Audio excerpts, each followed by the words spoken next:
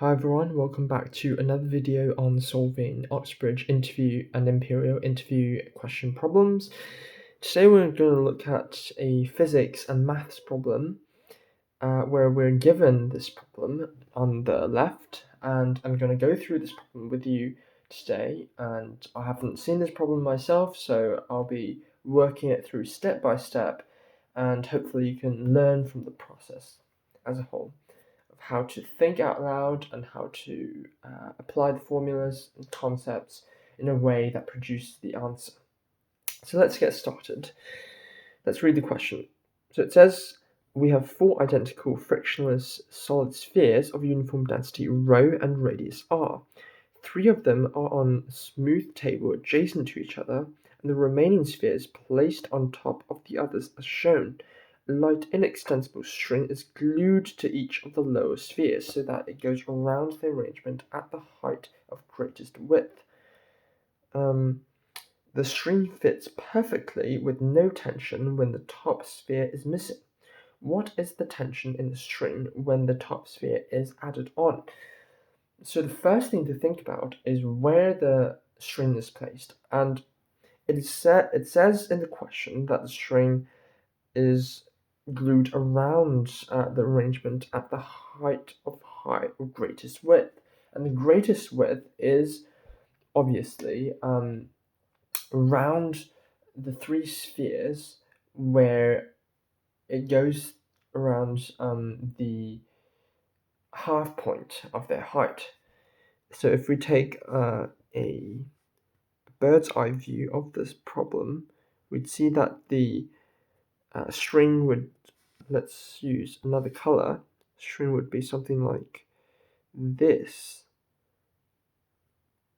right? So the red is the string in this case. Now we know that it is the tension of that string in the original configuration is 0, and let's have a look at what values were given. So we know that the solid spheres are frictionless, identical, and have a uniform density ρ and radius r. So immediately we can work out the mass of the solid sphere, because that's going to be important. We know, let's say the mass of the solid sphere is m. We know ρ is equal to m over mass over volume. So therefore, the mass would be equal to ρ times the volume of the sphere, and we know that volume is 4 over 3 pi r cubed. So therefore, the mass would be ρ times 4 over 3 pi r cubed. And that's going to be the mass of one ball, one solid sphere. Now we're saying that there is going to be tension in the string when a top sphere is added, and we're asked to deduce what that value would be. So let's think about the scenario when a ball is added on top of three balls. Let's say, for example, here, it's going to exert a force, actually three forces, down at the three balls immediately under it. And because there's going to be a force pushing three balls apart, that force is going to be in the form of tension. And so that is the tension force that we're talking about in the string. So essentially, to work out the tension force in the string, we need to think about this scenario where even though the top sphere is added to the three spheres at the bottom, the three spheres still does not collapse. This is because there is a tension force added into, pulling the three balls into it. So the tension force is responsible for keeping the configuration at equilibrium, and therefore the three forces must balance each other.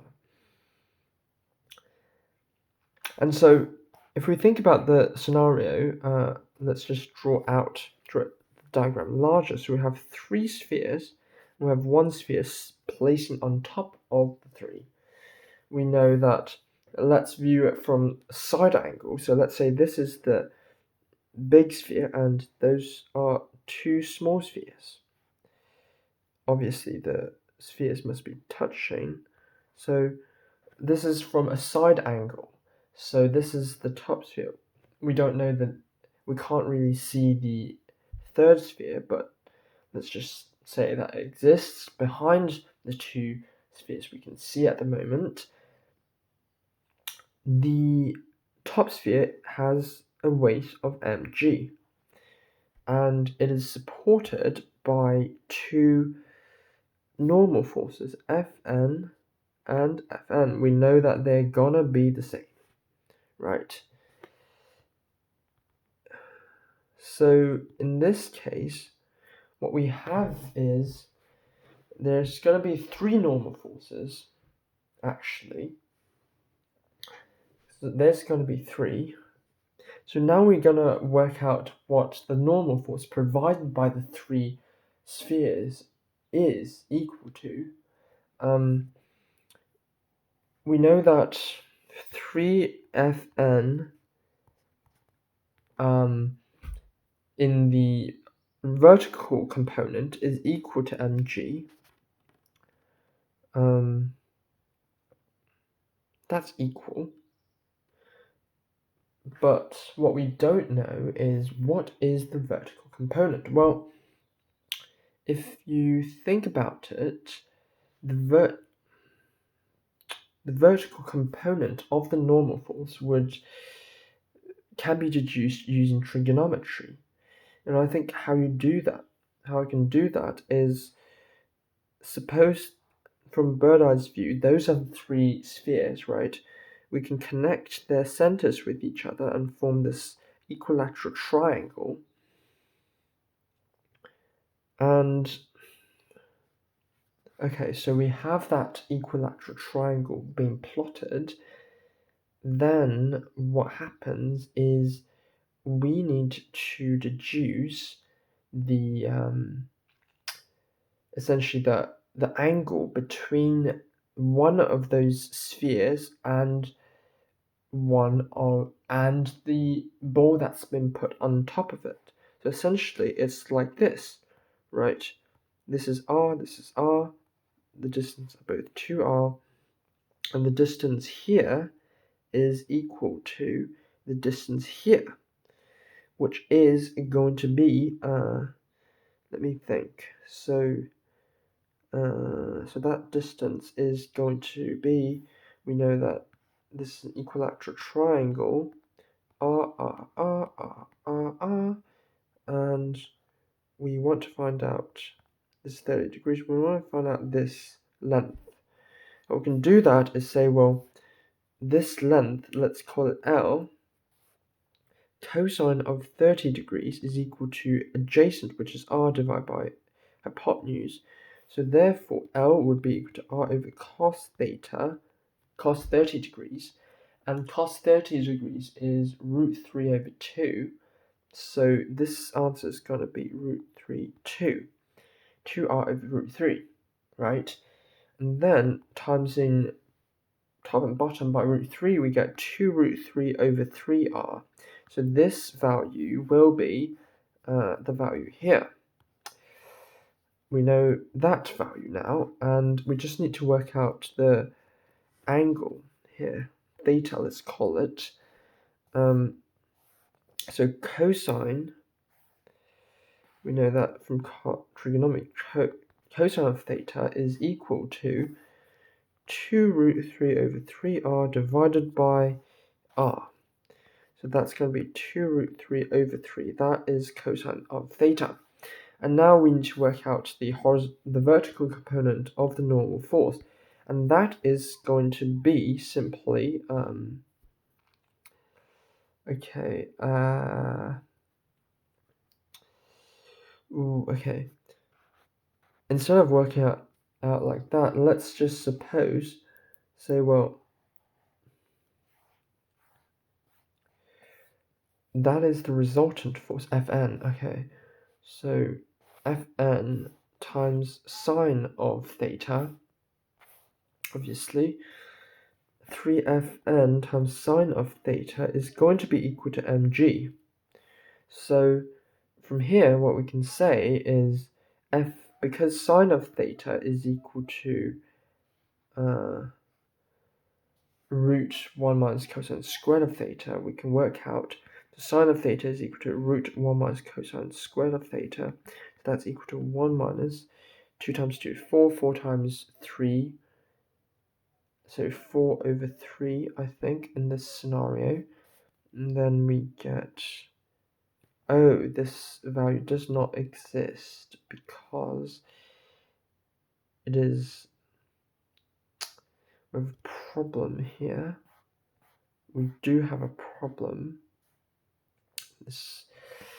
Okay, so, oh, this should have been 2r, so adjacent over hypotenuse.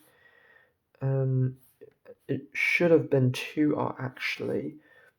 That's where the problem was. So if cosine of cosine of theta is root 3 over 3 in this case. So 1 minus 3 over 9, which is 1 over 3, should have been that. So it should have been root of 2 over 3, which is going to be equal to root 6 over 3. So timesing everything together, we get 3 times root 6 over 3 is equal to root 6.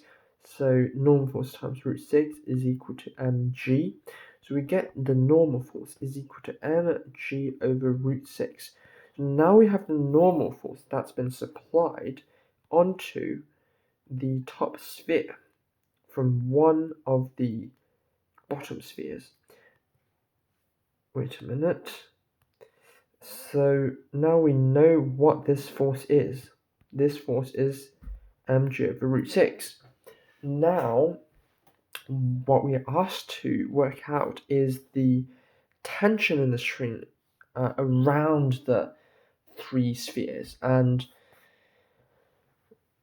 to work out the tension in the string, what we need to do is because tension in this scenario is bounded on the horizontally on the spheres when the cross-section area is the largest, which means that it's bounded with a height of r here. So we know that the tension must therefore be Fn cos theta in this case, which is the horizontal support force that's given to the top sphere.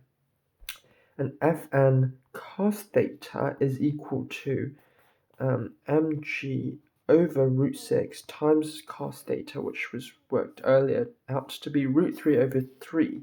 So root 3 over 3. And so cancelling out the root 3, we get mg cos theta is equal to mg divided by 3 root 2. And if you times top and bottom by root 2, you get root 2 over 6 mg. And that is going to be the tension, I think, in this scenario. And we've worked out earlier that m is equal to rho 4 over 3 pi r cubed. So rho 4 over 3 pi r cubed. So therefore, I think the tension would be equal to this root 2 over 6 times the mg value, which would give 4 root 2 over 3, no, the 2 would be cancelled out, so 4 would become 2 and 6 would become 3, so 2 over 9 rho pi r cubed g. I think that should be the answer, but let me just check the answer choices for this question on the website and see if they match up. And it does match an answer, so I'm just going to click onto this answer, and it is apparently wrong. This is not the answer, so this is not the tension that we are looking for in this case, so if this is not the answer, let's think about this question again. Now we need to think about, well, what is tension in this case? What is tension doing? And we know for a fact that tension is something that keeps the system in equilibrium. So there is definitely a force applied on the string because the string is restricting the four spheres, essentially. But how the mechanism works is up to debate. So essentially, let's just draw what happens when we view from bird's eye. So we have 3 cubes. Perhaps I drew 2 of them larger than the first one, but let's not talk about that. We have another sphere that's placed on top of the 3, and then we have a string. So essentially, the point of contact of the strings with the spheres are on a specific point.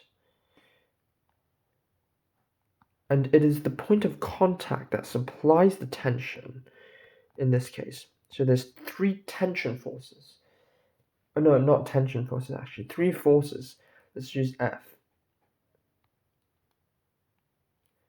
There are 3 forces exerted from the string on the 3 spheres. And those 3 forces would contribute to the tension of the system. So now the question is, what is the tension? How do you get the tension? Well, I think one way, perhaps, to think about it is, from this perspective, we need to work out essentially what tension is defined as, right? Because tension is the force that is within the strings. But this is tension, not the force applied on the 3 spheres, on the points of contact. That's not tension, that's just a force. But tension is a force that's within the strings themselves. And let's just briefly isolate the top ball and one of the bottom balls, as shown here. This is the top ball, this is the bottom ball. What tension does is tension provides a force on a point on the sphere. So let's draw the scenario again just to illustrate this. So we've isolated one of the bottom ball and one top ball. Essentially, what tension does is tension pulls the ball like that into the first ball. That's what tension is. Tension is the force that's been pulling the ball towards the top ball. And we know from the configuration here that the bottom ball provides a normal force on the top ball. And then we know that the effective net horizontal force of the tension is equal to, let's say F is equal to root 2 over 9, blah, blah, blah. So that's the force, right? Let's simplify the scenario. So we have a point here. We have tension, and the resultant of the tension is F, which we know. And from the geometry of the problem, what we can say is this is 60 degrees, and this effective force is F, which we've worked out earlier. And so applying what do you call it? the triangle rule of vectors, we know that this is t, this is t, and this is f, essentially. And this is going to be 30 degrees based on the geometry of the problem. So this must be 120 degrees, right? But if we draw a right-hand angle triangle, what we can say is this is f over 2 up here. So f over 2 divided by t is equal to cosine of 30 degrees, which is equal to root 3 over 2. So therefore, we can cross out the denominator of 2 and say, well, t is equal to f divided by root 3. And we know prior to this that f is equal to what? 2 root 2 over 9. So 2 root 2 over 9. What was the other one? Rho pi r cubed g divided by root 3. So what we can do here is actually times both top and bottom by root 3. So we get 27 in the bottom and 2 root 6 on the top. Rho pi r cubed g. So I believe that should be the answer to the problem. And let's check the answer of this question again, just to make sure. Is there an answer? Yes, there is an answer here. And it is correct in this case. Well done on solving this problem. It's quite a difficult question, to be honest, because it requires you to be able to resolve the forces in multiple dimensions, especially in 3D. But let's tease out the problem step by step.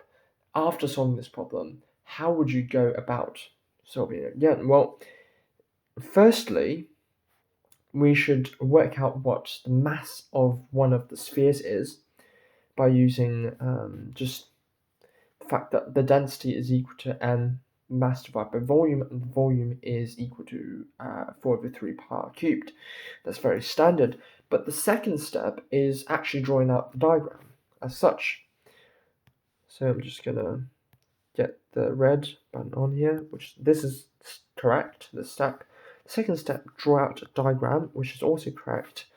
And the third step is to actually find the normal force, because you can't just get the tension force without any prior working out. So third step is to actually work out ask us the question, what is the normal force? And in this case, the normal force can be worked out quite easily using by resolving the forces. So essentially work out using trigonometry what the angle between the two centers of mass between the top and the bottom spheres are, and using trigonometry you can deduce that cosine of theta is equal to root 3 over 3. And in the third step, what you can say is, well, after working that out, you can move on to work out what the normal force is, and by balancing out the vertical components of gravity that is subjected to the system when a top ball is placed upon the 3 bottom spheres. And this is a crucial step, conserving the forces in equilibrium. Then we worked out what the normal force is. After that, then we've multiplied the normal force by cosine theta to get the horizontal component of that normal force. So we've got that, which is really good. Now, this problem, the reason why we worked out the answer wrong the first time is we assumed that the tension in the strain is equal to the horizontal component of the normal force that's in between the top and a bottom ball. However, that is incorrect because we need to consider what tension is. Well, tension is the forces within a string. So this is the correct diagram, and drawing out this, we are able to effectively calculate what the tension is. So we got the answer to this question.